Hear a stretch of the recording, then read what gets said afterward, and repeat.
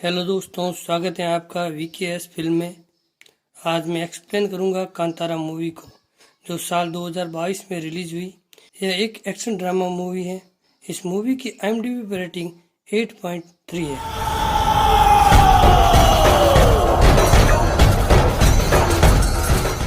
Movie की शुरुआत होती है 1847 से, जहां हमें एक राजा को दिखाया जाता है जिसके पास सब कुछ होता है। एक परिवार, अच्छी प्रजा, नहीं होती तो बस आत्म शांति, जिसके कारण वो हर समय परेशान रहते हैं। फिर वो एक दिन आत्म शांति पाने के लिए कई यात्राएं करते हैं।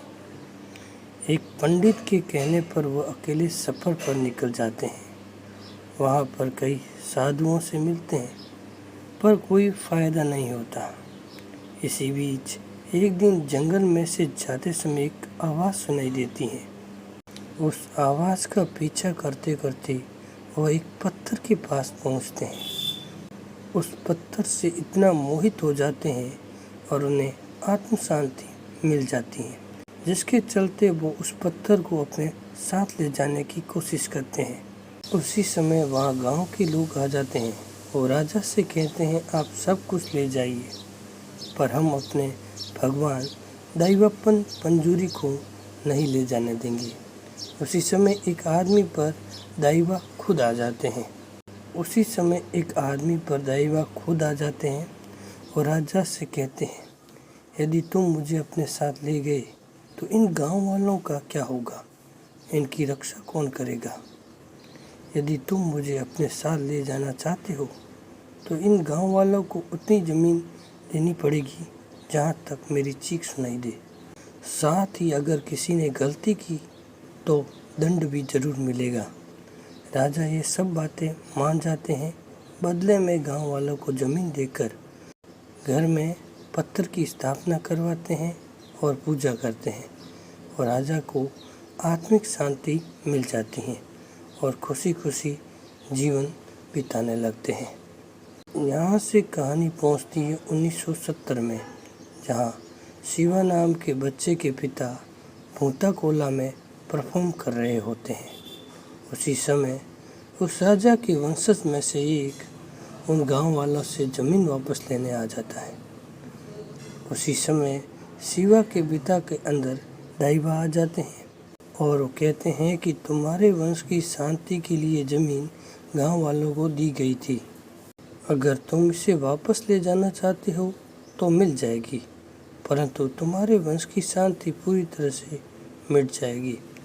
राजा का वंशज दैवा की बातों पर विश्वास नहीं करता और कोर्ट जाने की धमकी देता है, तो दैवा क्रोधित हो जाते हैं और कहते हैं, तुम्हारी मौत का फैसला कोर्ट की सीढ़ियों पर ही हो जाएगा। रही बात मेरी, परफॉर्मर हूँ या दैवा, तो आज के बाद मैं दिखाई दिया तो परफॉर्मर, नहीं तो दैवा। इतना कहकर शिवा के पिता जंगल की तरफ भाग जाते हैं और लोग उनका पीछा करते हैं, पर वो गायब हो जाते हैं। उस दिन के बाद शिवा के पिता किसी को दिखाई नहीं देते। और रही बात राजा के वंशज की, वो सच में कोर्ट की सीढ़ियों पर दम तोड़ देता है। उसके बाद मूवी शिफ्ट होती है 1990 में। यहाँ राजा के वंशज का बेटा देवेंद्र बफेलो रेस करवा रहा होता है। शिवा अब बड़ा हो गया है और वो भी इस रेस में भाग लेता है, लेकिन शिवा के अच्छा खेलने के बावजूद देवेंद्र की बफेलो को जिता दिया जाता है, जिससे शिवा गुस्सा हो जाता है। शिवा उस बफेलो के मालिक धर्मा से झगड़ा करने लगता है। जब ये बात देवेंद्र को पता चलती है तो वो शिवा को ही मेडल देता है और अपने आदमी धर्मा को बेइज्जत भी करता है। दोस्तों, मैं आपको बता दूं कि शिवा के पिता भूताकोला में परफॉर्म करते थे। उनके बाद शिवा को करना चाहिए था, लेकिन शराब पीने और काम न करने के कारण उसकी जगह उसका भाई घड़ुआ परफॉर्म करता है। इसलिए शिवा की माँ हर समय शिवा और उसके दोस्तों पर गुस्सा करती है। गांव में लीला नाम की लड़की है जो फॉरेस्ट गार्ड की तैयारी कर रही है। वही शिवा की गर्लफ्रेंड है और फॉरेस्ट ऑफिसर भी गया है जिसका नाम है मुरली। आगे दिखाया जाता है कि शिवा और उसके दोस्त राजा के वंशज के बेटे देवेंद्र के लिए काम करते हैं। देवेंद्र भी शिवा के काम को पसंद करता है और काम के बदले कुछ पैसे और पीने के लिए शराब भी देता है। दूसरी तरफ फॉरेस्ट ऑफिसर मुरली भी गांव वालों से भिड़ने लग गया है, क्योंकि वह जंगल से पेड़ काटने से मना करता है। लेकिन शिवा उसे समझाता है कि हम सालों से यहीं रहते हैं और यही जंगल ही हमारा गुजारा है। मुरली भी जंगल को बचाना चाहता है, जिसके कारण कई बार मुरली और शिवा के बीच झगड़ा हो जाता है। बात तब आगे बढ़ जाती है जब फॉरेस्ट ऑफिसर मुरली इस जंगल को फॉरेस्ट रिजर्व घोषित करने की कोशिश करता है, जिसके कारण वे एक दूसरे के दुश्मन बन जाते हैं। मूवी के अगले सीन में शिवा को कई बार सपने में उसके पिता और दाइवा नजर आते हैं। लीला के पिता के फोर्स करने पर शिवा देवेंद्र से बात करके लीला की पुलिस में जॉब लगवा देता है। लीला जब पुलिस ज्वाइन करती हैं, उसी दिन मुरली गवर्नमेंट ऑर्डर पर गांव में आ जाता है। इसी बीच शिवा वहां आता है और उसे भिड़ जाता है, जिसके बाद पुलिस वाले शिवा को बांध देते हैं और फॉरेस्ट एरिया की सीमा मार्क कर देते हैं। इससे गांव वाले बहुत परेशान हो जाते हैं और लीला को गालियां सुनाने लगते हैं। देवेंद्र को ये बात पता चलती है तो वो वकील के साथ वहां आता है और कहता है कि वो जहां भी रह रहे हैं वहां के कागज़ वो बनवा देगा। उसके बाद देवेंद्र एक एक करके सभी गांव वालों से पेपर पर अंगूठा लगवा लेता है। इंस्पेक्टर मुरली को तंग करने के लिए शिवा जंगल में बहुत सारे पेड़ काटता है। इसी बीच कई बार शिवा देवेंद्र के आदमियों से भी झगड़ा कर लेता है, पर देवेंद्र उस पर कभी गुस्सा नहीं। वो शिवा पर बहुत भरोसा करता है। एक दिन जब शिवा जंगल में पेड़ काट रहा होता है, तब देवेंद्र का एक आदमी धर्मा ये खबर मुरली को देता है। क्योंकि मुरली शिवा को रंगे हाथ पकड़ना चाहता था, तो वो उस जगह पर पहुंच जाता है। ये बात शिवा को पता चलते ही शिवा आधा काटा पेड़ छोड़कर अपने दोस्तों के साथ निकल जाता है। वो आधा कटा हुआ पेड़ मुरली की गाड़ी पर जा गिरता है, जिससे मुरली के कुछ लोग घायल हो जाते हैं और शिवा पर अटेम्प्ट टू मर्डर का केस लग जाता है। पुलिस शिवा और उसके दोस्तों को पकड़ना चाहती है। शिवा गांव छोड़कर भाग जाता है। वह जंगल में रहने लगता है और वह रात के समय घर आते हैं। जब वो लीला से मिलने के लिए आता है तो इंस्पेक्टर शिवा को पकड़ लेता है और जेल भेज देता है।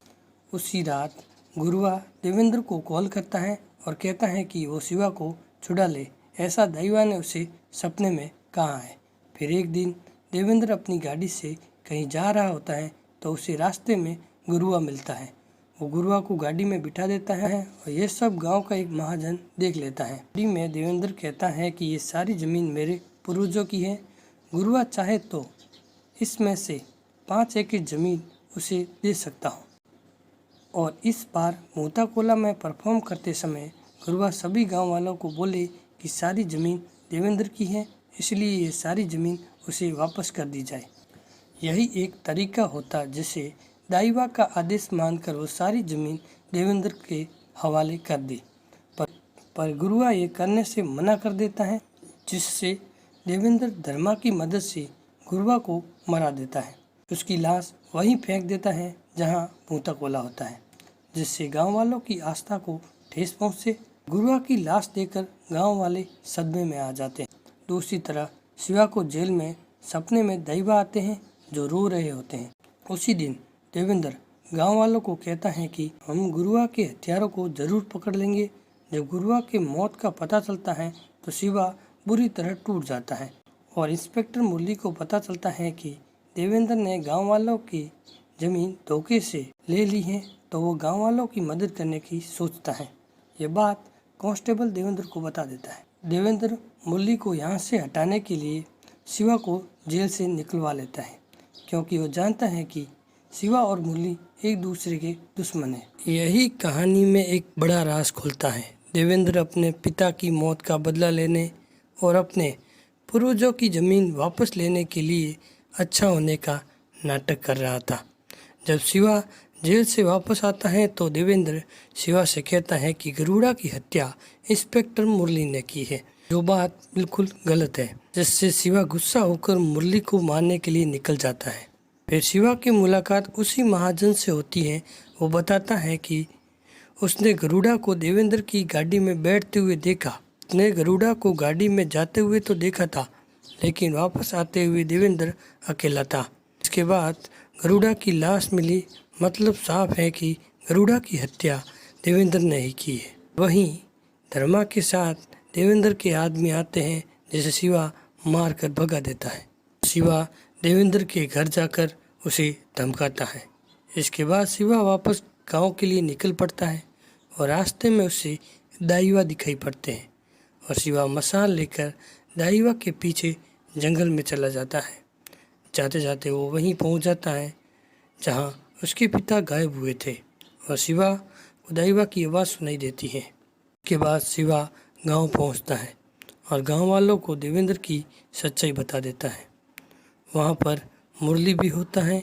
वो गांव वालों को बताता है कि कैसे देवेंद्र ने धोखे से उनकी ज़मीन हड़प ली है। और मुरली कहता है यदि इस फॉरेस्ट को रिजर्व घोषित कर दिया जाए तो देवेंद्र को ये ज़मीन नहीं मिलेगी और कोर्ट में अर्जी लगाकर गांव वालों को वहां रहने की इजाज़त मिल जाएगी। उसी समय देवेंद्र अपने आदमियों के साथ आकर गांव पर हमला कर देता है, जिसके बाद वहां पर एक घमासान लड़ाई होती है, जिसमें मुरली शिवा और गांव वालों का साथ देता है। दोनों तरह कई आदमी मारे जाते हैं। एक सीन ऐसा आता है कि देवेंद्र का एक आदमी शिवा को बुरी तरह मारता है, जिससे शिवा बेहोश हो जाता है और देवेंद्र अपनी जीत का जश्न मना रहा होता है। उसी समय दाईवा शिवा के पास आकर जोर से चिल्लाते हैं, जिससे शिवा खड़ा हो जाता है। शिवा को देखकर लगता है कि शिवा के अंदर दाईवा प्रवेश कर चुकी है और एक एक करके देवेंद्र के सभी आदमियों को मार डालता है। अंत में देवेंद्र का सिर भी काट देता है और शिवा को भूता कोला करते हुए दिखाया जाता है। शिवा भी अपने पिता की तरह मशाल लेकर जंगल की तरफ भाग जाता है। जंगल में शिवा के दाईवा और उसके पिता के दाईवा को एक साथ दिखाया जाता है और दोनों गायब हो जाते हैं। उसके बाद शिवा कभी दिखाई नहीं देता। यदि वीडियो पसंद आया तो लाइक करें और कमेंट करें और अपने दोस्तों के साथ शेयर करें और ऐसे ही वीडियो देखने के लिए चैनल को सब्सक्राइब करें। हर हर महादेव।